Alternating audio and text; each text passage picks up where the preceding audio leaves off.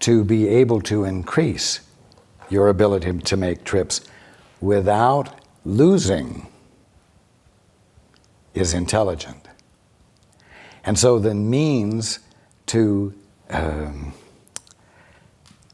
make as many trips as you wish and not pollute is intelligent. Conservation, thrift, is the means by which you block the experience of abundance. I'm not getting it. It's like you just said two different things. In one sense, you said conservation makes sense and is intelligent. In what sense? Pardon me? Feedback to me in what sense? In the sense of recycling, for instance. I didn't say that had anything to do with thrift. I said it had to do with the intelligent use of abundance that you have that you're throwing away. Okay, but then, for instance, to buy a gas hog... The aluminum, the glass, and so on, that's resource. That is a resource, an already existing asset, you might say. To handle it intelligently so that it remains an asset doesn't constitute thrift. It constitutes simple wisdom. Well, what about, for instance, like consumerism, where you just go out and you buy stuff, you buy, and you say, well, why not? Everything is abundant, and then it just gets thrown away, or... What is the motivation for the buying? Well, if it's to fulfill a need or fulfill a purpose, a function, right. If you are buying to be able to do something to make the gift, but if you are buying to keep up with the Joneses, or if you are buying so as to appear to be successful when you're not, or if you are buying to feel important, now you're clearly in the ego, and this is not what we're talking about. How about the question of like luxury? For instance, buying a big, beautiful, comfortable car that just really, gets 5 miles to the gallon, versus having a compact, economical car because you feel that it's easier on the environment. The question is, what purpose is the vehicle going to serve? Well, in one sense, it serves the purpose of making me comfortable and making me feel like I'm in the lap of luxury, versus the whole idea of feeling... Let's stop right there. Okay. Quote, the lap of luxury, unquote. Right. That is pure ego bullshit. It's a concept. Lap of luxury. Well, I think... Now, to have a car so that you feel like you're in the lap of luxury is way off base. Mm-hmm. To be comfortable, to be surrounded by that which is beautiful, is a divine thing. And you know what? There's a whole area of freedom and enjoyment that is being missed out on because, for example, the Volkswagen could be designed so that it is beautiful inside, with cherry wood and leather and comfortable seats, so that everything about it is as enjoyable as you associate what is enjoyable about a BMW or a Rolls-Royce. What is the purpose that it serves? You may need a car that is a larger car because part of the gift you make involves driving other people as well as yourself where the room is needed. Does what you have serve the gift you're giving? Or does it serve a personal satisfaction? Does what you have embody and further fulfill the gift you have to give. You see?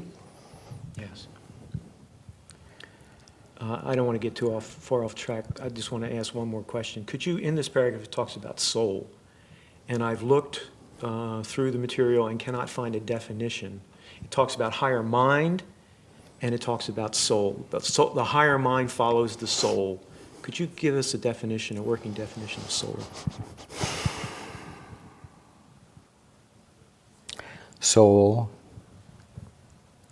means individuality. Individuality means indivisibility. Individuality means indivisible and therefore undivided. And I have also given you a definition of soul, and that definition is the capacity to sense and feel what is divinely real. It is what you would call the divine mind's capacity to feel the capital M meaning of everything. Therefore, the word individuality means you, and you are the function of glorifying God by recognizing God in each and everything. Your very being is the function of recognizing God in everything, acknowledging God in everything, feeling what God is being in everything, and you witnessing to God are inseparable from God. The most clearly I can put it in words is that you recognizing God in everything is God Himself recognizing Himself in everything. Okay. Thank you, Raj. You are welcome.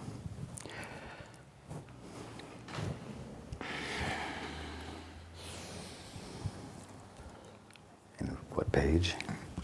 Thank you. What page are you?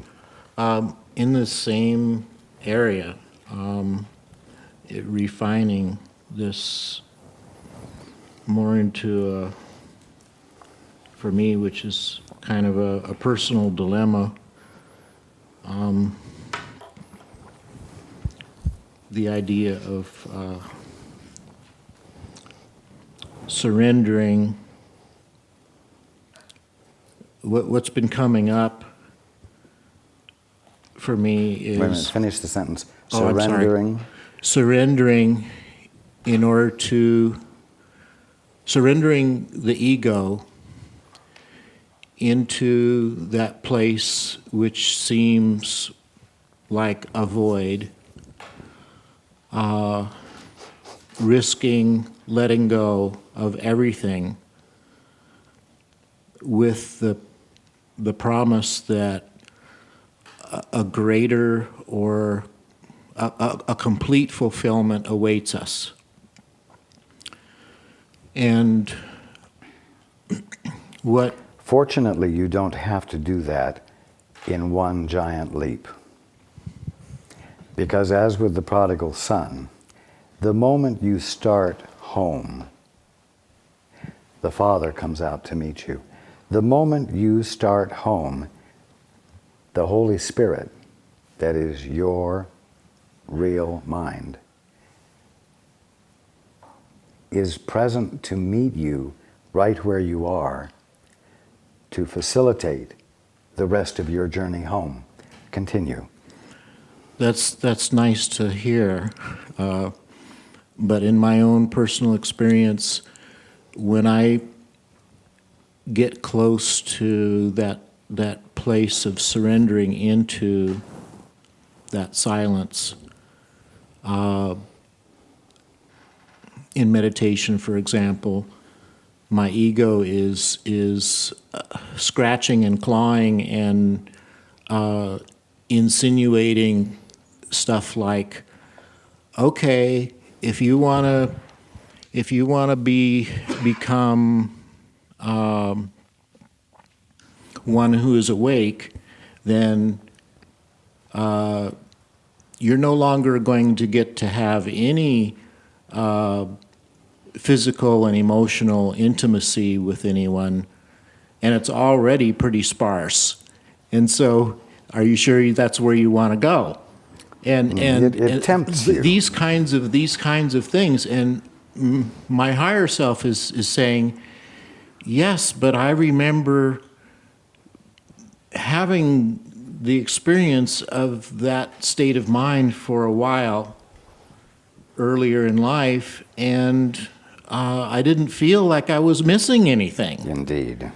But now, where I'm at, because I'm not in a relationship, I miss being close and intimate and having a heart connection with someone.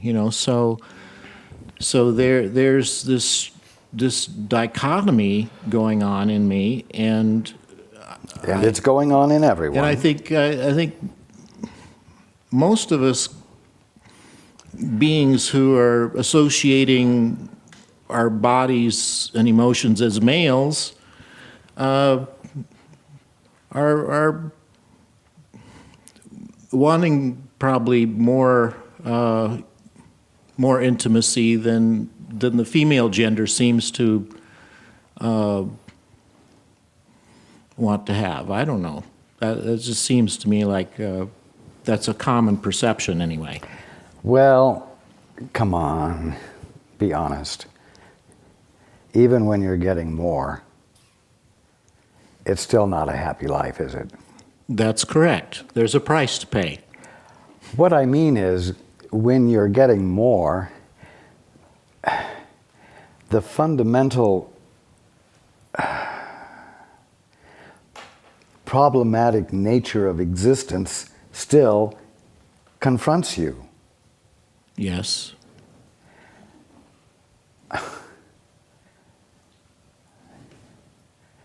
The promise, though, is that if you shift operating systems, you will still have intimacy, except that now it will be able to be infinitely intimate. But you also have the promise of losing the problematic nature of existence. The question is, are you miserable enough yet to have the willingness to try something new? Or are you not adventurous enough yet because you can tolerate the misery? That's exactly. I'm glad you brought that up, because I've been thinking, like, I'm this in this lukewarm state, and God, make me miserable enough so that I can give up like I did before. God can't make you any more miserable than you are. Because I'm not miserable enough, evidently, to go into complete surrender and say, I'm through with trying to do this on my own and just give in to God. At least you're honest enough to acknowledge that. And if I And could be there's more nothing- miserable, maybe I would give up. No,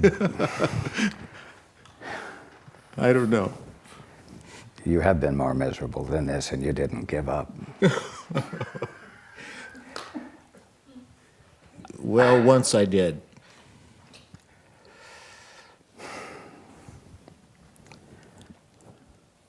So what's the answer?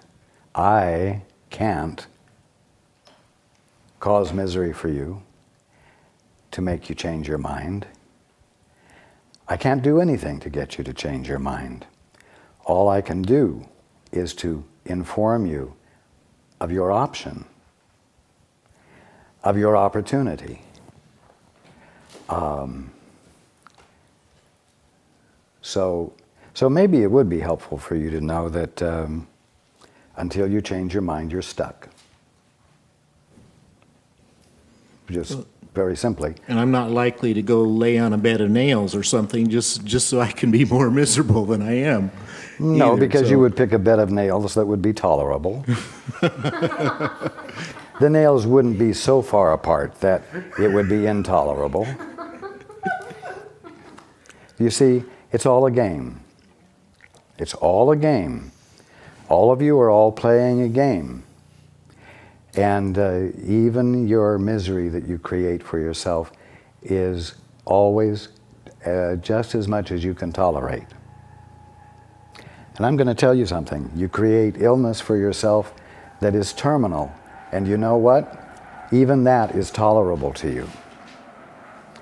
Even that is tolerable to you. So the threat of death is not sufficient to cause you to change your mind. Interesting, huh? So, at the bottom line, the reason for changing your mind is not going to be the depth of your misery. It's going to come from someplace else. And it's going to come from a place of conscious intelligence within you that finally says, you know what, I'm going to abandon this foolish game and I'm going to head for home. Just because.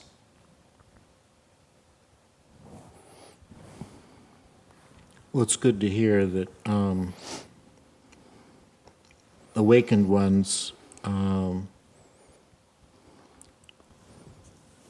have a even fuller experience of what we in the ego state consider pretty fulfilling. We in the ego state. You're not in an ego state. Well, you're acting right, okay. out an ego state. I guess I didn't state it right. No, you stated it the way everybody states it, and it's a way you keep yourself fuzzy. You're not in an ego state, and you don't have an ego.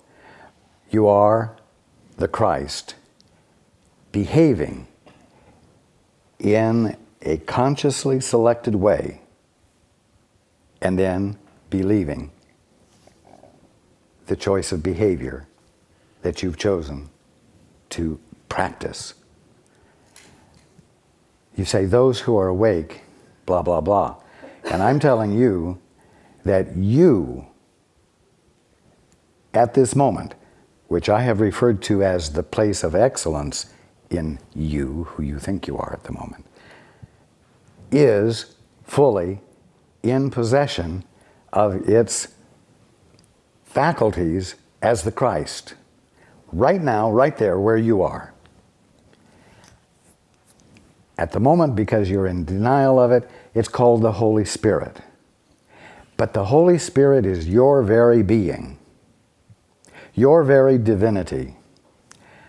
It is your divine perspective which is being constantly derived from the movement of God, your source. Now, this section that we're looking at is called Healing as Joining. If you want to wake up, if you want to finally be rid of the misery of the, quote, human condition, unquote, you're going to choose to join with one who is awake.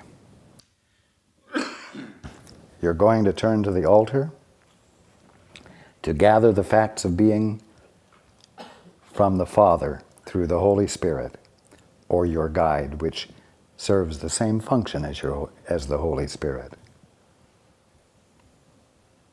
And you'll persist in that until it's more and more consistent and more continuous.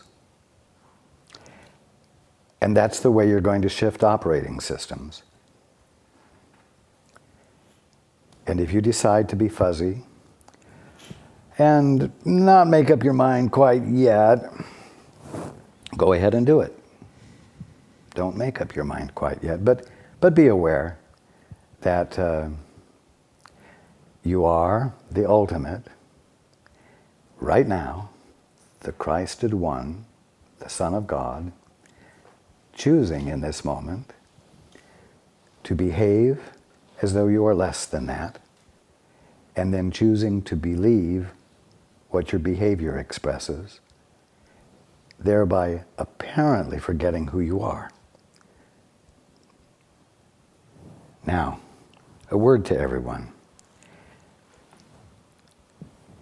Everyone incarnated, I'm going to put it that way, everyone that you might run into on the face of your planet is, to one degree or another,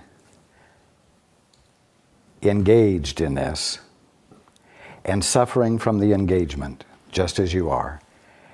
And the call is for you to witness for the excellence in your brother, instead of agreeing with him, or instead of formulating your own definition of him and agreeing with that definition, which has nothing to do with that which is excellent in him. Stop looking at others and saying, he's ancient, he's old, he's poor, he's stubborn, she's difficult. Stop doing it, because it blinds you to the excellence in them, and it prohibits you from behaving in a way that illuminates and uncovers the excellence in them to them. And it keeps everyone in a constant state of defense against these poor images which you are utilizing in your mind and verifying, confirming, and re-establishing over and over and over again in a constant state of misery. You've got to start changing your habits. Change the way you are using your minds. You must start witnessing for the excellence in your brothers and sisters, whether they see it or not.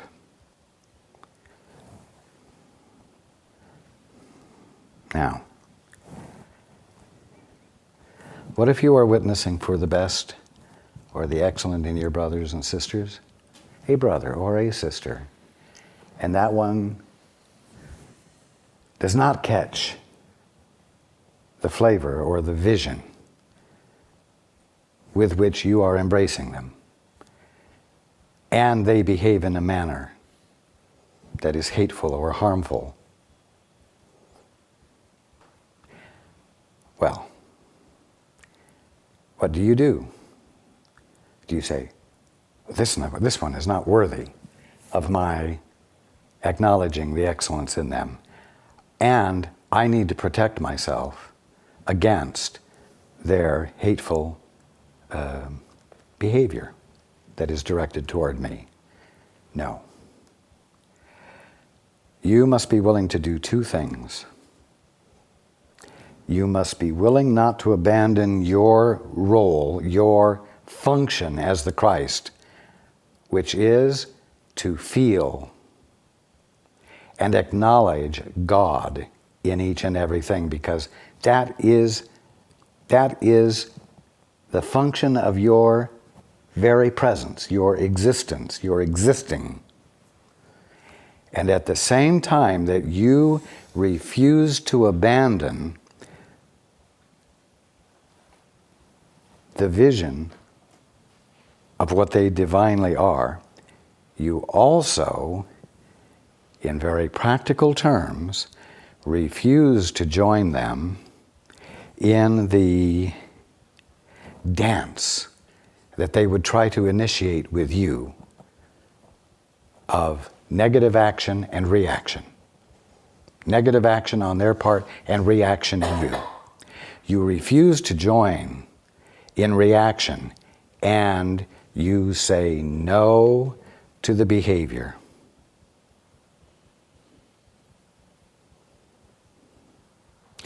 It's very important for you in your day-to-day relationships with people to respond from the integrity you find you have in the place of excellence within you.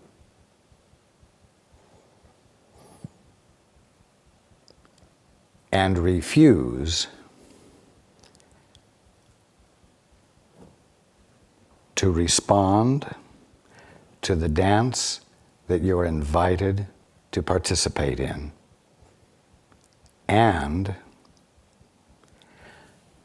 make a call for correction in the behavior,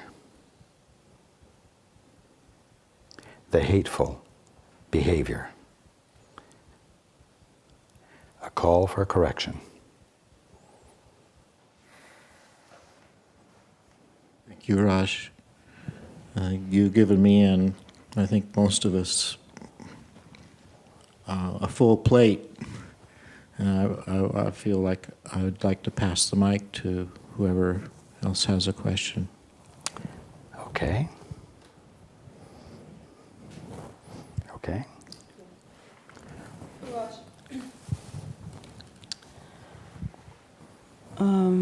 What's been up for me since this last meeting? Oh, what page is this with reference to? In that chapter, switching operating systems.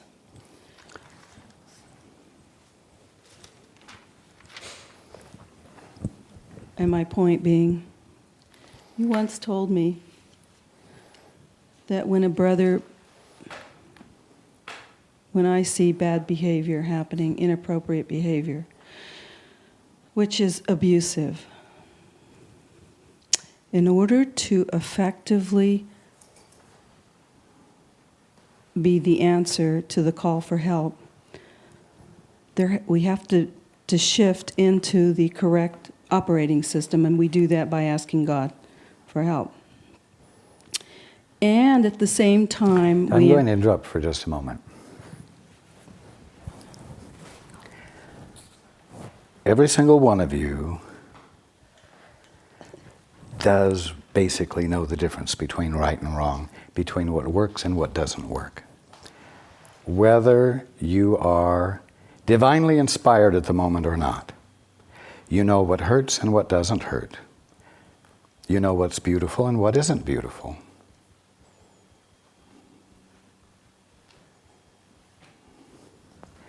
Who of you has any difficulty going into a jewelry store, let us say, on Rodeo Drive in Beverly Hills, and looking at the jewelry there and recognizing that it's beautiful, as opposed to the jewelry that you might see in Penny's in their little jewelry department? Who has any difficulty looking at royal or imperial jewelry or art and has any difficulty recognizing exquisite beauty? You all know the difference between beauty and ugliness. You all know the difference between what hurts and what doesn't. And so if you see something going on that is hurtful, don't hesitate to say no to it on the basis of your simple, innate ability to recognize the difference between what is right and what is wrong, what hurts and what doesn't hurt. Now,